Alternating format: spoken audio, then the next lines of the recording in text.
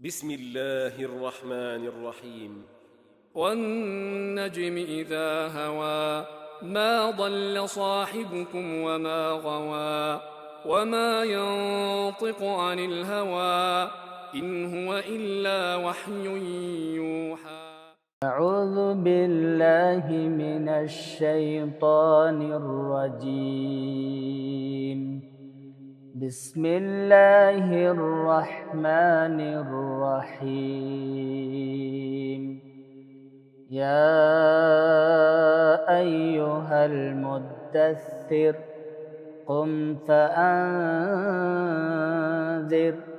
وربك فكبر وثيابك فطهر والرجز فاهجر ولا تمنن تستكثر ولربك فاصبر. അസ്സലാമു അലൈക്കും വറഹ്മത്തുള്ളാഹി. ബിസ്മില്ലാഹിർ റഹ്മാനിർ റഹീം. അൽഹംദുലില്ലാഹി റബ്ബിൽ ആലമീൻ വസ്സലാത്തു വസ്സലാമു അലാ റസൂലിഹിൽ അമീൻ വഅലാ ആലിഹി വഅസ്ഹാബിഹി അജ്മഈൻ. അമ്മാ ബഅദ്. പ്രവാചകൻ സല്ലല്ലാഹു അലൈഹി വസല്ലമ ഹിറാ ഗുഹയിലായിരിക്കെ ഇഖ്റ ബിസ്മി റബ്ബിക്കല്ലദീ ഖലഖ് എന്ന് തുടങ്ങുന്ന ഖുർആൻ വചനങ്ങൾ അവതരിപ്പിക്കപ്പെട്ടതിന് ശേഷം പിന്നീട് ഒരു ഇടവേളയ്ക്ക് ശേഷമാണ് ജിബ്രീൽ എന്താണ് ഖുർആനുമായി വീണ്ടും വരാത്തത് എന്ന് റസൂലുള്ളാഹി സ്വല്ലല്ലാഹു അലൈഹി വസല്ലം ആലോചിച്ചു കൊണ്ടിരിക്കുന്ന ഒരു സന്ദർഭത്തിലാണ് പരിശുദ്ധ ഖുർആനിലെ 73-ാമത്തെ അധ്യായം സൂറത്തുൽ മുദ്ദത്തിറിൻ്റെ ആദ്യ ഭാഗം യാ അയ്യുഹൽ മുദ്ദത്തിർ ഖും ഫഅൻദിർ എന്ന് തുടങ്ങുന്ന വചനങ്ങൾ അവതരിപ്പിക്കപ്പെട്ടത് എന്ന കാര്യം പൊതുവിൽ നമുക്കൊക്കെ അറിയാവുന്നതാണ്. ഇതുമായി ബന്ധപ്പെട്ട് നമ്മുടെ സീറ സീരീസിൽ വളരെ വിശദമായി നമ്മൾ കാര്യങ്ങൾ ചർച്ച ചെയ്തിട്ടുണ്ട്. പ്രവാചകൻ സല്ലല്ലാഹു അലൈഹി വസല്ലം ആകാശത്തിനും ഭൂമിയിലുമിടയിൽ ചക്രവാളം നിറഞ്ഞു നിൽക്കുന്ന രൂപത്തിൽ ജിബ്രീലിനെ കണ്ടു എന്നും ആ ഒരു സമയത്താണ് ഈ വചനങ്ങൾ റസൂലുള്ളാഹി സ്വല്ലല്ലാഹു അലൈഹി വസല്ലമക്ക് ലഭിക്കുന്നത് എന്നും അവിടെ നാം വിവരിച്ചിട്ടുണ്ട്. ഇവിടെ അതിൻ്റെ വിശദാംശങ്ങളിലേക്ക് ഒരിക്കൽ കൂടി കടന്നു പോകാനല്ല ശ്രമിക്കുന്നത്. ജിബ്രീൽ അലൈഹി സ്വലാത്തു വസ്സലാമിനെ പ്രവാചകൻ സ്വല്ലല്ലാഹു അലൈഹി വസല്ലമ യഥാർത്ഥ രൂപത്തിൽ ജിബ്രീലിൻ്റെ ശരിയായ പ്രകൃതത്തിൽ കണ്ട ഒരു സന്ദർഭമായിരുന്നു അത്. ഇവിടെ റസൂലുള്ളാഹി സ്വല്ലല്ലാഹു അലൈഹി വസല്ലമയുടെ സീറ നമ്മൾ പരിശോധിക്കുമ്പോൾ ജിബ്രീലിന് ആ സീറയിലുള്ള പ്രവാചകന്റെ ജീവചരിത്രത്തിലുള്ള ഒരു കേന്ദ്ര പ്രാധാന്യം അത് വളരെ ശ്രദ്ധേയമായ ഒന്നാണ്. റസൂലുള്ളാഹി സ്വല്ലല്ലാഹു അലൈഹി വസല്ലമയുടെ അടുത്തേക്ക് ഖുർആനുമായി കടന്നു വരുന്നത് ജിബ്രീലാണ് എന്നതുകൊണ്ട് തന്നെ അത് സ്വാഭാവികവുമാണ്. റസൂലുള്ളാഹി സ്വല്ലല്ലാഹു അലൈഹി വസല്ലമക്ക് സമാശ്വാസം ഉണ്ടാകുന്നത്, പുതിയ വിജ്ഞാനം ലഭിക്കുന്നത്, മാർഗദർശനം ലഭിക്കുന്നത് ഒക്കെ അടിസ്ഥാനപരമായി ജിബ്രീൽ അള്ളാഹുവിൻ്റെ മലക്ക് പ്രവാചകൻ സ്വല്ലല്ലാഹു അലൈഹി വസല്ലമയുടെ അടുത്തേക്ക് വന്ന് പ്രവാചകന് ഖുർആൻ ഭാഗങ്ങൾ ഓതി കേൾപ്പിച്ചു കൊടുക്കുമ്പോഴാണ്. ഇതിന് മാത്രമല്ല അല്ലാതെയും വളരെ ഫ്രീക്വൻ്റായി എന്ന് പറയാവുന്ന തരത്തിൽ റസൂലുള്ളാഹി സ്വല്ലല്ലാഹു അലൈഹി വസല്ലമയെ ജിബ്രീൽ സന്ദർശിച്ചുകൊണ്ടേയിരിക്കുന്നുണ്ട്. പ്രവാചകൻ സ്വല്ലല്ലാഹു അലൈഹി വസല്ലമയെ നമസ്കാരം പഠിപ്പിക്കുന്നത് ജിബ്രീൽ അലൈഹി സ്വലാത്തു വസ്സലാമാണ്. നമസ്കാരം റസൂലുള്ളാഹി സ്വല്ലല്ലാഹു അലൈഹി വസല്ലമക്ക് ജിബ്രീൽ നമസ്കരിച്ച് കാണിച്ചു കൊടുക്കുന്നുണ്ട്. റസൂലുള്ളാഹി സ്വല്ലല്ലാഹു അലൈഹി വസല്ലമക്ക് ജിബ്രീൽ ഇമാമായി നിന്ന് നമസ്കരിക്കുന്നുണ്ട്. നമസ്കാരത്തിൻ്റെ വഖത്തുകൾ എപ്പോഴൊക്കെയാണ്, ഓരോ നമസ്കാരത്തിൻ്റെയും സമയം എപ്പോഴാണ് തുടങ്ങുന്നത്, എപ്പോഴാണ് അവസാനിക്കുന്നത് എന്ന് ജിബ്രീൽ അലൈഹി സ്വലാത്തു വസ്സലാം ആ സമയത്ത് വന്ന് നമസ്കരിച്ച് റസൂലുള്ളാഹി സ്വല്ലല്ലാഹു അലൈഹി വസല്ലമയ്ക്ക് ഇമാമായി നിന്ന് പ്രവാചകനെ പഠിപ്പിക്കുന്നുണ്ട്. റസൂലുള്ളാഹി സ്വല്ലല്ലാഹു അലൈഹി വസല്ലമയെ ഖുർആൻ അല്ലാതെയും അള്ളാഹുവിൽ നിന്നുള്ള വഹിയുകൾ തന്നെ ദീനിൻ്റെ മറ്റു ഭാഗങ്ങൾ ഖുർആനിന് പുറമെ ജിബ്രീൽ അലൈഹി സ്വലാത്തു വസ്സലാം പ്രവാചകൻ സ്വല്ലല്ലാഹു അലൈഹി വസല്ലമക്ക് പല രീതികളിൽ പറഞ്ഞു കൊടുക്കുന്നുണ്ട്. ജിബ്രീലുമായി പലതരത്തിലുള്ള സംഭാഷണങ്ങളിൽ പ്രവാചകൻ സ്വല്ലല്ലാഹു അലൈഹി വസല്ലമ ഏർപ്പെടുന്നത് നമ്മൾക്ക് കാണാൻ കഴിയുന്നുണ്ട്. മിക്കപ്പോഴും മനുഷ്യരൂപത്തിലാണ് ജിബ്രീൽ റസൂലുള്ളാഹി സ്വല്ലല്ലാഹു അലൈഹി വസല്ലമയുടെ അടുക്കൽ ഇങ്ങനെയെല്ലാം കടന്നു വന്നിരുന്നത്. റസൂലുള്ളാഹി സ്വല്ലല്ലാഹു അലൈഹി വസല്ലമയോട് ഒരിക്കൽ പ്രവാചകൻ പറഞ്ഞ വളരെ പ്രസിദ്ധമായൊരു വാചകമുണ്ട്. അയൽവാസികളോട് നന്മ കാണിക്കേണ്ടതിനെ കുറിച്ച് ജിബ്രീൽ എന്നെ ഉപദേശിച്ചുകൊണ്ടേയിരുന്നു. ആ ഉപദേശം ജിബ്രീൽ നിർത്താതിരുന്നപ്പോൾ ഇത് ഇത്രത്തോളം പ്രാധാന്യമുള്ള ഒരു കാര്യമാണെങ്കിൽ, അയൽവാസികളോട് നന്മ പുലർത്തുക എന്നത്, അവരെ സഹായിക്കുക എന്നത് ഇത്രത്തോളം പ്രാധാന്യമുള്ളൊരു കാര്യമാണെങ്കിൽ ജിബ്രീലിൻ്റെ ഉപദേശം കേട്ട് എനിക്ക് തോന്നിപ്പോയി അനന്തരാവകാശത്തിൽ നിന്ന് ഒരു ഓഹരി അയൽവാസികൾക്ക് കൊടുക്കണം എന്ന് വരെ ജിബ്രീൽ പറഞ്ഞേക്കുമോ എന്ന് എനിക്ക് തോന്നിപ്പോയി എന്നൊക്കെ റസൂലുള്ളാഹി സ്വല്ലല്ലാഹു അലൈഹി അലൈഹി വസല്ലമ പറഞ്ഞത് വളരെ പ്രസിദ്ധമാണ്. റസൂലുള്ളാഹി സ്വല്ലല്ലാഹു അലൈഹി വസല്ലമയോട് ചിലപ്പോൾ ജിബ്രീൽ ഒരു സമയം പറയുമായിരുന്നു, ഈ സമയത്ത് ഞാൻ എത്തും, നമ്മൾ തമ്മിൽ കാണും, എന്നെ കാത്തിരിക്കണം എന്ന രീതിയിലൊക്കെ റസൂലുള്ളാഹി സ്വല്ലല്ലാഹു അലൈഹി വസല്ലമയോട് ജിബ്രീൽ പറയുന്ന സന്ദർഭങ്ങളുണ്ട്. പ്രവാചകൻ അതിനുവേണ്ടി കാത്തിരിക്കുന്നുണ്ട്. ഒരു അപ്പോയിന്റ്മെന്റ് പോലെ പ്രവാചകൻ സ്വല്ലല്ലാഹു അലൈഹി വസല്ലമ ജിബ്രീലിന് വേണ്ടി കാത്തിരുന്ന സന്ദർഭങ്ങളുണ്ട്. ചില കാരണങ്ങൾ കൊണ്ട് ചിലപ്പോൾ ആ മുഖാമുഖം നടക്കാതെ പോവുകയും റസൂലുള്ളാഹി സ്വല്ലല്ലാഹു അലൈഹി വസല്ലം അത് എന്തുകൊണ്ട് നടന്നില്ല എന്നതിനെ പറ്റി ആലോചിച്ച് ഉത്കണ്ഠാകുലനാവുകയും പിന്നീട് ജിബ്രീൽ കാണുമ്പോൾ അതിന്റെ കാരണങ്ങൾ വിശദീകരിച്ചു കൊടുക്കുകയും ഒക്കെ ചെയ്ത സന്ദർഭങ്ങളുണ്ട്. പ്രവാചകൻ സ്വല്ലല്ലാഹു അലൈഹി വസല്ലമയുടെ ജീവിതത്തിലെ വളരെ സംഘർഷഭരിതമായ സാഹചര്യങ്ങളിൽ, യുദ്ധരംഗങ്ങളിൽ ഒക്കെ ജിബ്രീൽ വന്നു നിൽക്കുകയും പ്രവാചകന്റെ കൂടെ പല രീതിയിൽ അതിൽ ഇടപെടുകയും റസൂലുള്ളാഹി സ്വല്ലല്ലാഹു അലൈഹി വസല്ലമക്ക് അള്ളാഹുവിൽ നിന്നുള്ള കൽപ്പന പ്രകാരം ആ വിഷയത്തിൽ നിർദ്ദേശങ്ങളും പിന്നെ ഉപദേശങ്ങളും എല്ലാം നൽകുകയും ഒക്കെ ചെയ്ത ഈ രീതിയിലൊക്കെ റസൂലുള്ളാഹി സ്വല്ലല്ലാഹു അലൈഹി വസല്ലമക്ക് സ്വപ്നത്തിൽ പല രീതിയിൽ ജിബ്രീൽ പ്രവാചകൻ സ്വല്ലല്ലാഹു അലൈഹി വസല്ലമയുടെ അടുത്തേക്ക് വരുന്നുണ്ട്. ഇവിടെ ഇഖ്റ ബിസ്മി റബ്ബിക്കല്ലദീ ഖലഖ് എന്ന് പറയുന്ന പരിശുദ്ധ ഖുർആനിലെ ആദ്യത്തെ വചനങ്ങൾ ജിബ്രീൽ കൊണ്ടുവന്ന് കൊടുത്തതിന് ശേഷം ഒരു ഇടവേള, ജിബ്രീൽ വരാത്ത ഒരു ഇടവേള ഉണ്ടാവുകയും അത് പ്രവാചകൻ സ്വല്ലല്ലാഹു അലൈഹി വസല്ലമയെ ഖിന്നനാക്കുകയും ജിബ്രീൽ എന്താണ് വീണ്ടും വരാത്തത് എന്ന് അവിടുന്ന് ആലോചിച്ചു കൊണ്ടിരിക്കുകയും അതിനുശേഷം സൂറത്തുൽ മുദ്ദസ്സിറുമായി ജിബ്രീൽ അലൈഹിസ്സലാത്തു വസ്സലാം യഥാർത്ഥ രൂപത്തിൽ പ്രത്യക്ഷപ്പെടുകയും ചെയ്തതിനു ശേഷം നബി സല്ലല്ലാഹു അലൈഹി വസല്ലമയുടെ ജീവിതത്തിൽ നിരന്തരമായി ജിബ്രീൽ സന്ദർശിക്കുകയും ഇടപെട്ടുകൊണ്ടിരിക്കുകയും ഖുർആൻ അല്ലാത്ത കാര്യങ്ങളുമെല്ലാം പഠിപ്പിച്ചുകൊണ്ടിരിക്കുകയുമാണ് നമ്മൾ ഇവിടെയൊക്കെ കണ്ടുകൊണ്ടിരിക്കുന്നത്. ഇവിടെ പ്രവാചകൻ സ്വല്ലല്ലാഹു അലൈഹി വസല്ലമയുടെ സീറയിൽ അതിൽ ഒരു നായക സ്ഥാനത്തേക്ക് അള്ളാഹുവിൻ്റെ മലക്കുകളിൽ വെച്ച് ഏറ്റവും പ്രധാനപ്പെട്ട ഒരു മലക്കിനെ നിയോഗിക്കുന്നതാണ് നമ്മൾ കാണുന്നത്. മലക്കുകളെ സംബന്ധിച്ചിടത്തോളം മലക്കുകൾ എന്ന് പറയുന്ന ഒരു പരികൽപ്പന, അള്ളാഹുവിൻ്റെ സൃഷ്ടികളായ അദൃശ്യരായ, അവർ സൃഷ്ടികളാണ്, ദൈവങ്ങളല്ല, ദിവ്യത്വമുള്ളവരല്ല, ഏതെങ്കിലും അർത്ഥത്തിൽ ആ തരത്തിലുള്ള ശക്തിവിശേഷങ്ങൾ ഉള്ളവരല്ല. അള്ളാഹു അവർക്ക് നമുക്കൊക്കെ ഒരു പ്രകൃതം നൽകിയതുപോലെ അള്ളാഹു അവർക്കൊരു പ്രകൃതം നൽകിയിട്ടുണ്ട്, ഒരു രൂപം നൽകിയിട്ടുണ്ട്. നമ്മൾക്ക് അവർ അദൃശ്യരാണ്, അവരുടെ ലോകത്താണ് ജീവിക്കുന്നത്, ആകാശ ലോകത്താണ് ജീവിക്കുന്നത്. അള്ളാഹുവിൻ്റെ കൽപ്പനകൾ, ആ കൽപ്പനാ നിർദ്ദേശങ്ങൾ അനുസരിച്ച് അവർ പ്രവർത്തിക്കുന്നു. പലപ്പോഴും ഭൂമിയിലേക്ക് ദൗത്യങ്ങളുമായി അവരെ നിയോഗിക്കുന്നു. ഭൂമിയിൽ സ്ഥിരമായ ദൗത്യങ്ങളുള്ള മലക്കുകളുണ്ട്. അതല്ലാതെ അവരുടെ ലോകത്ത് ജീവിക്കുന്ന അള്ളാഹു ദൗത്യങ്ങളുമായി നിയോഗിക്കുമ്പോൾ ഭൂമിയിലേക്ക് വരുന്ന മലക്കുകളുമുണ്ട്. ആ മലക്കുകളുടെ കൂട്ടത്തിലെ വളരെ പ്രധാനപ്പെട്ട ഒരു മലക്കായി, വളരെ പ്രായോഗികമായി തന്നെ റസൂലുള്ളാഹി സ്വല്ലല്ലാഹു അലൈഹി വസല്ലമക്ക് ജിബ്രീലിനെ അള്ളാഹു കാണിച്ചു കൊടുക്കുന്നതാണ് ഇവിടെയൊക്കെ നമ്മൾ കാണുന്നത്. അള്ളാഹുവുമായുള്ള പ്രവാചകൻ സ്വല്ലല്ലാഹു അലൈഹി വസല്ലമയുടെ ആശയവിനിമയങ്ങളുടെ വളരെ പ്രധാനപ്പെട്ട ഒരു പാലമായി വർത്തിക്കുന്നത് ജിബ്രീലാണ്. ജിബ്രീൽ അലൈഹിസ്സലാത്തു വസ്സലാമിനെ അള്ളാഹു പറഞ്ഞയക്കുന്നു. അള്ളാഹുവിനടുത്തേക്ക്, ആകാശ ലോകത്തേക്ക്, ആകാശങ്ങൾക്കപ്പുറത്തേക്ക് റസൂലുള്ളാഹി സ്വല്ലല്ലാഹു അലൈഹി വസല്ലമയെ ജിബ്രീൽ കൂട്ടിക്കൊണ്ടുപോയത്, ആ കൂട്ടിക്കൊണ്ടുപോയ മിഅ്റാജിന്റെ സംഭവം വളരെ പ്രസിദ്ധമാണ്. അതിന്റെ വിശദാംശങ്ങളിലേക്ക് കടന്നു പോകേണ്ടതില്ല. റസൂലുള്ളാഹി സ്വല്ലല്ലാഹു അലൈഹി വസല്ലമയെ ഓരോ ആകാശത്തെയും അതിന്റെ കവാടങ്ങളിലൂടെ, അതിന്റെ അതിരുകളിലൂടെ ജിബ്രീൽ അലൈഹിസ്സലാത്തു വസ്സലാം കൂട്ടിക്കൊണ്ടുപോയതും അള്ളാഹുവുമായി, പ്രവാചകൻ സ്വല്ലല്ലാഹു അലൈഹി വസല്ലം അള്ളാഹുവിനെ കണ്ടില്ലെങ്കിലും അള്ളാഹുവുമായുള്ള സംഭാഷണത്തിന് അങ്ങനെ അവസരം ഒരുക്കുന്നതും ഒക്കെ നമുക്കറിയാം. ഇവിടെ ഈ മലക്കുകൾ എന്ന് പറയുന്ന ഒരു പരികൽപ്പന ഇസ്ലാമിൽ വളരെ പ്രധാനമാണ്. പ്രവാചകൻ സ്വല്ലല്ലാഹു അലൈഹി വസല്ലമയുടെ ജീവചരിത്രത്തെ ജിബ്രീലിന്റെ നിരന്തരമായ സന്ദർശനങ്ങളിൽ നിന്ന് അടർത്തി മാറ്റി നമുക്കൊരിക്കലും ചർച്ച ചെയ്യാനോ മനസ്സിലാക്കാനോ കഴിയില്ല. മക്കയിലെ മുശ്രിക്കുകൾ, അവിടുത്തെ ഒരു പെയ്ഗൻ സൊസൈറ്റി എന്ന് പറയാവുന്ന ബഹുദൈവാരാധകരായിരുന്ന, വിഗ്രഹാരാധകരായിരുന്ന ആ സമൂഹത്തിനും മലക്കുകളെ പറ്റിയുള്ള ധാരണയുണ്ടായിരുന്നു. ഇത് വളരെ വ്യക്തമാണ് റസൂലുള്ളാഹി സ്വല്ലല്ലാഹു അലൈഹി വസല്ലമയുടെ നുബൂവത്ത് സംഭവിക്കുന്നതിന് മുമ്പ് തന്നെ.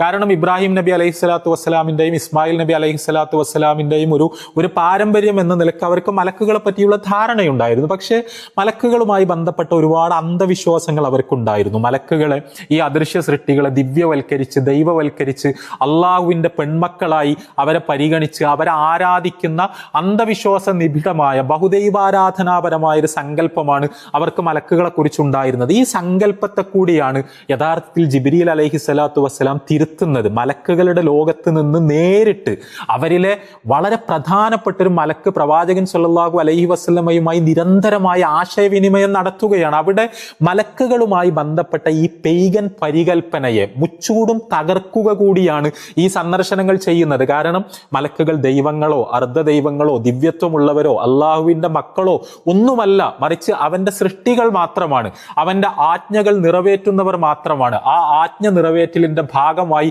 ഞാൻ നിങ്ങളുടെ അടുത്തേക്ക് വരുന്നു എന്ന് ജിബ്രീൽ അലൈഹിസ്സലാത്തു വസ്സലാം പറയുമ്പോൾ, അതും മനുഷ്യരൂപത്തിൽ കാണുന്നതിന് പുറമെ പ്രവാചകൻ സല്ലല്ലാഹു അലൈഹി വസല്ലമ 2 തവണ ജിബ്രീലിനെ നേരിട്ട് അദ്ദേഹത്തിന്റെ യഥാർത്ഥ രൂപത്തിൽ കാണുമ്പോൾ അവിടെ ഈ അദൃശ്യ ലോകത്തെ പറ്റിയുള്ള ഈ അന്ധവിശ്വാസങ്ങൾ കൂടിയാണ് യഥാർത്ഥത്തിൽ തകർന്നു വീഴുന്നത്. ഇവിടെ നമ്മൾ മനസ്സിലാക്കേണ്ട വളരെ പ്രധാനപ്പെട്ട ഒരു കാര്യം, പ്രവാചകൻ സല്ലല്ലാഹു അലൈഹി വസല്ലമ ഈ ദഅവത്ത് നിർവഹിക്കുന്ന ഹിജാസിൽ ജൂതന്മാരുണ്ടായിരുന്നു. ആ ജൂതന്മാരുണ്ടായിരുന്നത് മക്കയിലല്ല, മദീനയിലാണ് എന്ന് നമുക്കറിയാം. മദീനയിൽ ഉണ്ടായിരുന്ന യഹൂദന്മാർക്ക് സ്വാഭാവികമായും മലക്കുകളെ പറ്റി മക്കയിലുണ്ടായിരുന്ന മുശ്രിക്കുകൾക്ക് ഉണ്ടായിരുന്നതിനേക്കാൾ കൃത്യമായ ധാരണകൾ ഉണ്ടായിരുന്നു. ആ ധാരണകൾ ഉണ്ടാവുക എന്ന് പറഞ്ഞാൽ സ്വാഭാവികമാണ്. പ്രവാചകന്മാർ കടന്നു വന്ന വേദഗ്രന്ഥങ്ങൾ അവതരിപ്പിക്കപ്പെട്ട ഒരു പാരമ്പര്യമാണ് യഹൂദ പാരമ്പര്യം എന്നതുകൊണ്ട് തന്നെ മലക്കുകളെ പറ്റി അവർക്ക് കൂടുതൽ ധാരണകൾ ഉണ്ടായിരുന്നു. പക്ഷേ ഇവിടെ നമ്മൾ മനസ്സിലാക്കേണ്ട കാര്യം, നമ്മൾക്ക് യഹൂദ ചരിത്രം പരിശോധിച്ചാൽ കാണാൻ കഴിയും, മലക്കുകളെ പറ്റി യഹൂദന്മാർ തന്നെയും ഒരുപാട് തരത്തിലുള്ള തെറ്റിദ്ധാരണകളിലേക്കും അന്ധവിശ്വാസങ്ങളിലേക്കും കൂപ്പുകുത്തുകയാണ് പിൽക്കാലത്ത് ചെയ്തത്. പലതരത്തിൽ മലക്കുകളെ പൂജിക്കുകയും ആരാധിക്കുകയും ഒക്കെ ചെയ്യുന്ന സമ്പ്രദായങ്ങൾ യഹൂദ മതത്തിൽ രൂപപ്പെട്ടു വന്നത് നമ്മൾക്ക് ചരിത്രത്തിൽ വളരെ കൃത്യമായി തന്നെ കണ്ടെത്താൻ കഴിയുന്നുണ്ട്. അവിടെ ആ മലക്കുകളെ പറ്റിയുള്ള യഹൂദന്മാരുടെ തെറ്റിദ്ധാരണകൾ എന്ന് പറയുമ്പോൾ ജിബ്രീൽ യഹൂദന്മാരെ സംബന്ധിച്ചിടത്തോളം അവരുടെ നമ്മളൊരു ജൂയിഷ് തിയോളജി ഇപ്പോൾ നമ്മൾ പരിശോധിക്കുകയാണെങ്കിൽ പോലും അതിൽ സെൻട്രൽ ഇമ്പോർട്ടൻസ് ഉള്ള ഒരു മലക്കാണ് ജിബ്രീൽ. ഗബ്രിയേൽ എന്ന് പറയുന്നത് യഹൂദന്മാർക്കും ക്രൈസ്തവർക്കുമെല്ലാം അത്രയും ചിരപരിചിതനായ, റസൂലുള്ളാഹി സ്വല്ലല്ലാഹു അലൈഹി വസല്ലം ജിബ്രീൽ എൻ്റെ അടുക്കൽ വന്നു എന്ന് പറയുമ്പോൾ അവിടെ പ്രവാചകൻ സ്വല്ലല്ലാഹു അലൈഹി വസല്ലമയുടെ കാലത്തുണ്ടായിരുന്ന യഹൂദന്മാർക്ക് അടക്കം അവരുടെ നേരത്തെ തന്നെയുള്ള വിശ്വാസ സംഹിതയുടെ ഭാഗമായി അവർക്ക് പരിചയമുള്ള അള്ളാഹുവിന്റെ ഒരു മലക്കാണ് ജിബ്രീൽ എന്ന് പറയുന്നത്. ഇതേപോലെ തന്നെയാണ് മീക്കായിൽ അലൈഹി സ്വലാത്തു വസ്സലാം. യഹൂദന്മാരുടെ മലക്കുകളെ പറ്റിയുള്ള വിശ്വാസങ്ങൾ പരിശോധിച്ചാൽ നമുക്ക് കാണാൻ കഴിയും ജിബ്രീലും മീക്കായിലുമാണ് അവരെ സംബന്ധിച്ചിടത്തോളം ഏറ്റവും പ്രധാനപ്പെട്ട മലക്കുകളിൽ 2 പേർ എന്ന് നമുക്ക് കാണാം. ഇവർ 2 പേരും ഇസ്ലാമികമായ അധ്യാപനങ്ങളിലും ഏറ്റവും പ്രാധാന്യമുള്ള മലക്കുകളാണ് എന്ന് നമുക്കറിയാം. അവിടെ ജിബ്രീലും മീക്കായിലും യഹൂദന്മാർക്ക് ചിരപരിചിതരായിരുന്നുവെങ്കിലും ഇപ്പൊ വറഖത്ത് ബിൻ നൗഫൽ അന്നത്തെ യഹൂദ ക്രൈസ്തവ ഗ്രന്ഥങ്ങളിൽ പാണ്ഡിത്യമുണ്ടായിരുന്ന, യഥാർത്ഥത്തിൽ ഹനീഫായി ജീവിച്ചിരുന്ന മക്കയിലുണ്ടായിരുന്ന ഒരു അറബിയാണ് എന്ന് നമുക്കറിയാം. റസൂലുള്ളാഹി സ്വല്ലല്ലാഹു അലൈഹി വസല്ലം ഹിറായിൽ വെച്ച് ജിബ്രീൽ അലൈഹി സ്വലാത്തു വസ്സലാമിന്റെ സന്ദർശനം ഉണ്ടായതിനെ കുറിച്ച്, ഒരാൾ കടന്നു വന്ന് ഖുർആൻ വചനങ്ങൾ ഓതിക്കേൾപ്പിച്ചതിനെ കുറിച്ച് വറഖത്ത് ബിൻ നൗഫലിന് വിവരിച്ചു കൊടുത്തപ്പോൾ വറഖത്ത് ബിൻ നൗഫൽ വളരെ പെട്ടെന്ന് തന്നെ ഇത് മൂസാ നബി അലൈഹി സ്വലാത്തു വസ്സലാമിന്റെ അടുത്തേക്ക് കടന്നു വന്ന അള്ളാഹുവിന്റെ മലക്കാണ് എന്ന് പറഞ്ഞു കൊടുക്കുന്നു എന്ന് പറഞ്ഞാൽ അതിന്റെ അർത്ഥം അവിടെയുണ്ടായിരുന്ന യഹൂദ ക്രൈസ്തവ വൈദിക പാരമ്പര്യങ്ങൾക്ക് ജിബ്രീൽ വളരെ സുപരിചിതനായിരുന്നു എന്നതാണ് അതിന്റെ അർത്ഥം. പക്ഷേ ഇതിൽ വളരെ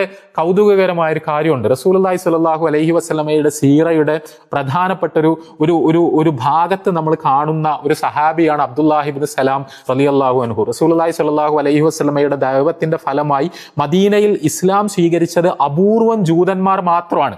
അതിൽ ഏറ്റവും പ്രധാനിയാണ് അബ്ദുല്ലാഹി ഇബ്നു സലാം റളിയല്ലാഹു അൻഹു. അദ്ദേഹം യഹൂദന്മാരുടെ കൂട്ടത്തിലെ മദീനയിലെ യഹൂദന്മാരുടെ നേതാവും പണ്ഡിതനൊക്കെ ആയിരുന്നു. പ്രവാചകൻ സ്വല്ലല്ലാഹു അലൈഹി വസല്ലം മദീനയിലേക്ക് ഹിജ്റ പോയി എത്തിയ സമയത്ത് ഇങ്ങനെ പ്രവാചകൻ മദീനയിൽ എത്തിയിട്ടുണ്ട്, മുഹമ്മദ് മദീനയിൽ എത്തിയിട്ടുണ്ട് എന്നറിഞ്ഞ അബ്ദുല്ലാഹി ഇബ്നു സലാം റളിയല്ലാഹു അൻഹു അദ്ദേഹത്തിന്റെ കൃഷിസ്ഥലത്ത് നിന്ന് കൃഷിജോലികൾ ഒഴിവാക്കി പ്രവാചകനെ കാണുന്നതിന് വേണ്ടി, ഇത് യഥാർത്ഥത്തിലുള്ള പ്രവാചകൻ തന്നെയാണോ എന്ന് അന്വേഷിക്കുന്നതിന് വേണ്ടി അബ്ദുല്ലാഹി ഇബ്നു സലാം റളിയല്ലാഹു അൻഹു നബി സല്ലല്ലാഹു അലൈഹി വസല്ലമയുടെ സന്നിധിയിലേക്ക് ഓടി വന്നത് ഹദീസുകളിൽ നമ്മൾ കാണുന്നുണ്ട്. അവിടെ അബ്ദുല്ലാഹി ഇബ്നു സലാം ഒരു യഹൂദ പണ്ഡിതൻ എന്ന നിലയിൽ അദ്ദേഹത്തിന് തൗറാത്തിൽ നിന്ന് ലഭിച്ച വിവരങ്ങളുടെ അടിസ്ഥാനത്തിൽ ഇത് അന്തിമ പ്രവാചകനാണോ എന്ന് പരിശോധിക്കുവാനായി ചില ചോദ്യങ്ങൾ ചോദിക്കുന്നു. ആ ചോദ്യങ്ങൾക്ക് ഇത് പ്രവാചകനാണ് എന്ന് കൃത്യമായി അബ്ദുല്ലാഹി ഇബ്നു സലാമിന് ബോധ്യപ്പെടുന്ന തരത്തിലുള്ള മറുപടികൾ റസൂലുള്ളാഹി സ്വല്ലല്ലാഹു അലൈഹി വസല്ലമ നൽകുന്നു.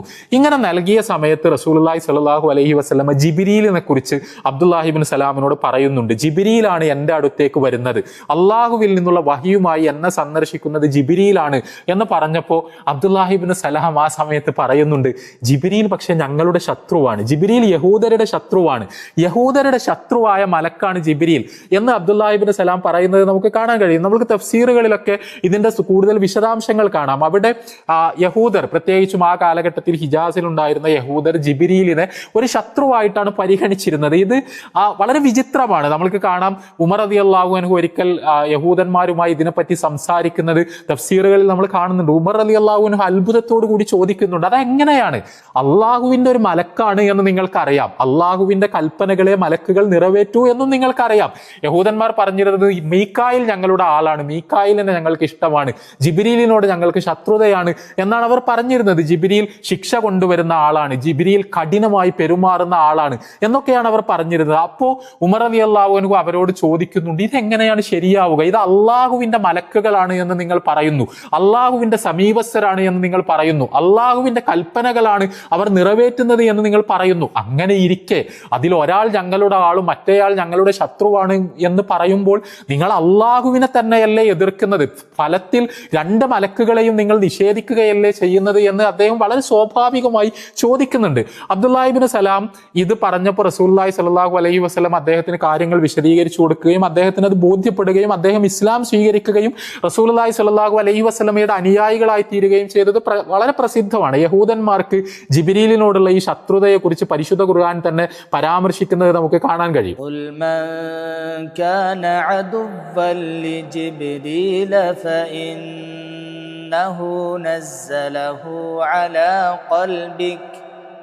على قلبك بإذن الله مصدقا لما بين يديه وهدى وبشرى للمؤمنين من كان عدوا لله وملائكته ورسله وجبريل وميكال فإن الله عدو للكافرين. ഇവിടെ ഖുർആൻ ചൂണ്ടിക്കാണിക്കുന്നത് ഈ കാര്യം തന്നെയാണ്. നിങ്ങൾ ജിബ്രീൽ ഞങ്ങളുടെ ശത്രുവാണ് എന്ന് പറഞ്ഞതുകൊണ്ട് എന്താണ് കാര്യം? കാരണം ജിബ്രീൽ റസൂലുള്ളാഹി സ്വല്ലല്ലാഹു അലൈഹി വസല്ലമയ്ക്ക് ഖുർആൻ കൊണ്ടുപോയി കൊടുക്കുന്നത് ജിബ്രീലിന്റെ സ്വന്തം ഇഷ്ടപ്രകാരമല്ല, അള്ളാഹുവിന്റെ കൽപ്പന പ്രകാരമാണ്. അള്ളാഹുവിന്റെ കൽപ്പന അനുസരിക്കുക മാത്രമാണ് ജിബ്രീൽ ചെയ്യുന്നത്. അപ്പോൾ നിങ്ങൾ ജിബ്രീലിനോട് ശത്രുത പ്രഖ്യാപിക്കുകയാണെങ്കിൽ, അല്ലെങ്കിൽ മറ്റേതെങ്കിലും മലക്കുകളോട്, മീക്കായിലിനോട്, വേറെ ഏതെങ്കിലും മലക്കുകളോട് നിങ്ങൾ ശത്രുത പ്രഖ്യാപിക്കുകയാണെങ്കിൽ, മലക്കുകളെ നിങ്ങൾ കള്ളി തിരിച്ച് ഓഹരി വെക്കുകയാണെങ്കിൽ, ഫലത്തിൽ നിങ്ങൾ അള്ളാഹുവിനോട് തന്നെയാണ് നിങ്ങൾ ശത്രുത പുലർത്തുന്നത്. ഫലത്തിൽ നിങ്ങൾ അള്ളാഹുവിനെ തന്നെയാണ് നിങ്ങൾ നിഷേധിക്കുന്നത്, നിങ്ങൾ കുഫറിലാണ് എത്തിപ്പെടുന്നത്. ജിബ്രീലിനോട് ഒരാൾ ശത്രുത പ്രഖ്യാപിക്കുക എന്ന് പറഞ്ഞാൽ അത് കുഫറാണ്. ജിബ്രീലിനെ ഞാൻ അംഗീകരിക്കുകയില്ല എന്ന് പറഞ്ഞാൽ അത് സത്യനിഷേധമാണ്.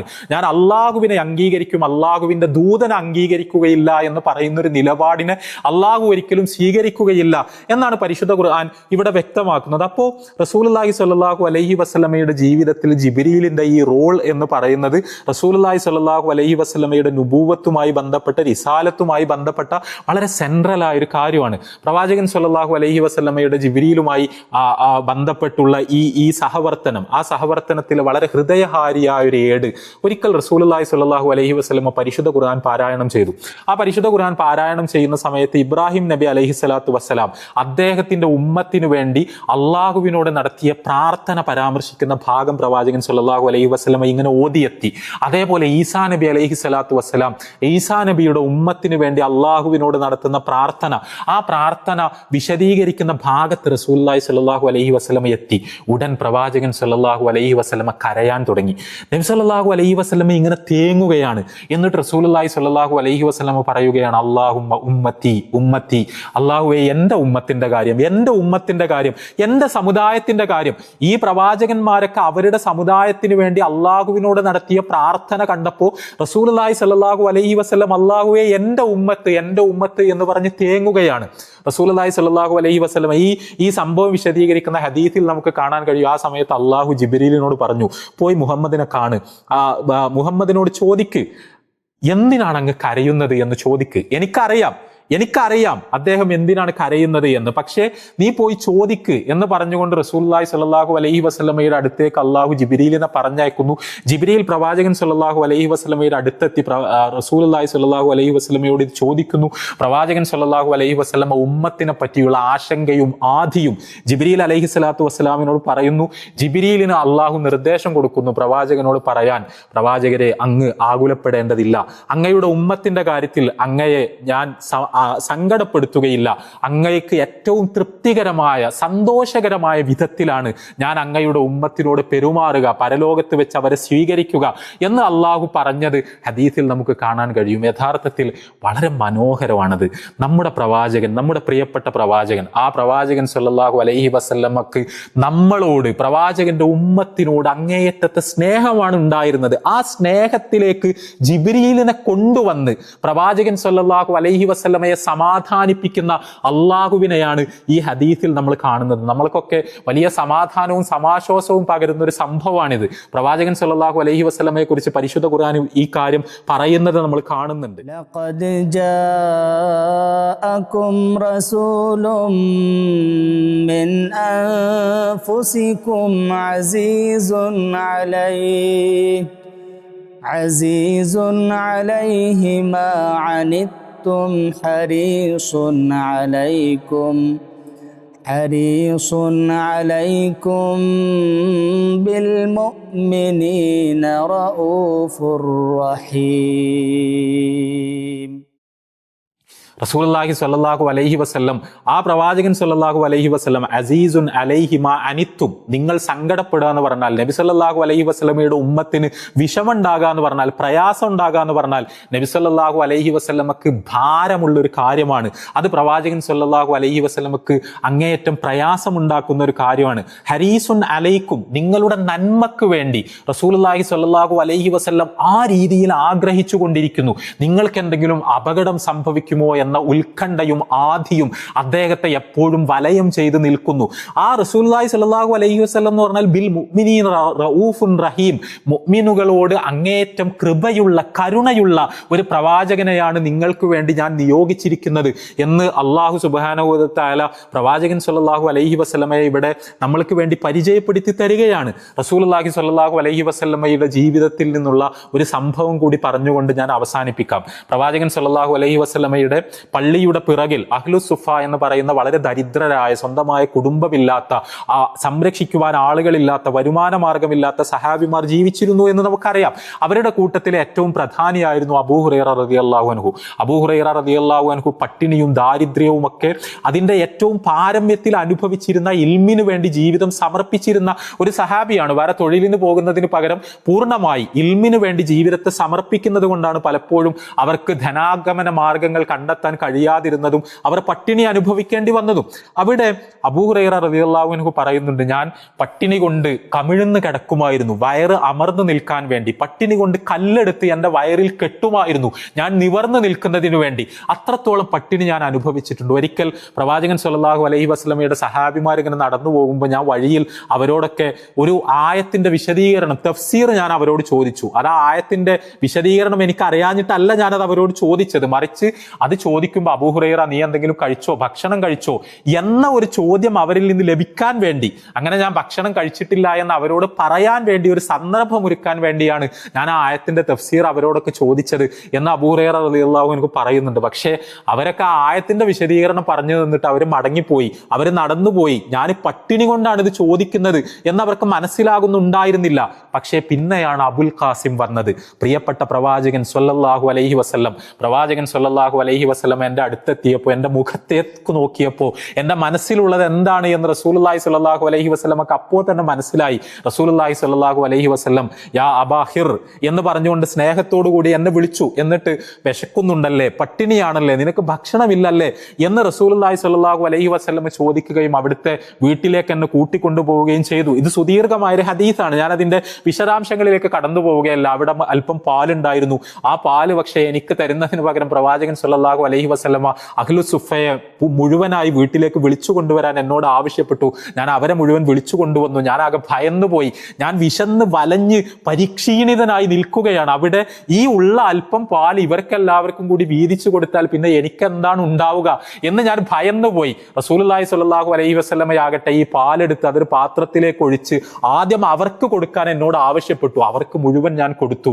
ഒരു അത്ഭുതം എന്ന നിലയിൽ, നബി സല്ലല്ലാഹു അലൈഹി വസല്ലമയുടെ മൂജിസത്ത് എന്ന നിലയിൽ അവർ മുഴുവൻ ആ പാല് കുടിച്ചു, എന്നിട്ടും ആ പാല് ബാക്കിയായി, എന്നിട്ട് ഞാനും മതിവരുവോളം കുടിച്ചു, എൻ്റെ വിശപ്പ് തീരുവോളം കുടിച്ചു എന്ന് അബൂ ഹുറൈറ റളിയല്ലാഹു അൻഹു പറയുന്നുണ്ട്. ഇവിടെ പരലോകത്തിന്റെ കാര്യങ്ങളിൽ മാത്രമല്ല, ഇഹലോകത്തിന്റെ കാര്യത്തിലാണെങ്കിലും ദൈനംദിന ജീവിത പ്രയാസങ്ങളിലാണെങ്കിലും തൻ്റെ ഉമ്മത്ത്, ആ ഉമ്മത്തിലെ അംഗങ്ങൾ, തൻ്റെ അനുയായികൾ നബി സല്ലല്ലാഹു അലൈഹി വസല്ലമയുടെ ഹൃദയത്തിന് എത്രത്തോളം പ്രിയപ്പെട്ടവരായിരുന്നു എന്നും അവരുടെ മനസ്സിന്റെ പിടച്ചിലുകൾ ഒരു നേതാവ് എന്ന നിലയിൽ അവിടുന്ന് എത്രത്തോളം മനസ്സിലാക്കിയിരുന്നു എന്നും അവരുടെ പട്ടിണി മാറ്റാൻ എങ്ങനെയൊക്കെ അദ്ദേഹം മുന്നിട്ടിറങ്ങിയിരുന്നു എന്നും എല്ലാം ഈ സംഭവത്തിൽ നിന്ന് നമുക്ക് മനസ്സിലാക്കാൻ കഴിയുന്നുണ്ട്. പ്രവാചകൻ സല്ലല്ലാഹു അലൈഹി വസല്ലമയെ കൂടുതലായി സ്നേഹിക്കുവാനും ജിബ്രീൽ അലൈഹി സ്വലാത്തു വസ്സലാം പ്രവാചകന് കൈമാറിയ സന്ദേശം, ആ സന്ദേശത്തെ പൂർണ്ണാർത്ഥത്തിൽ ഉൾക്കൊള്ളാനും അള്ളാഹു നമ്മളെ എല്ലാവരെയും അനുഗ്രഹിക്കുമാറാവട്ടെ.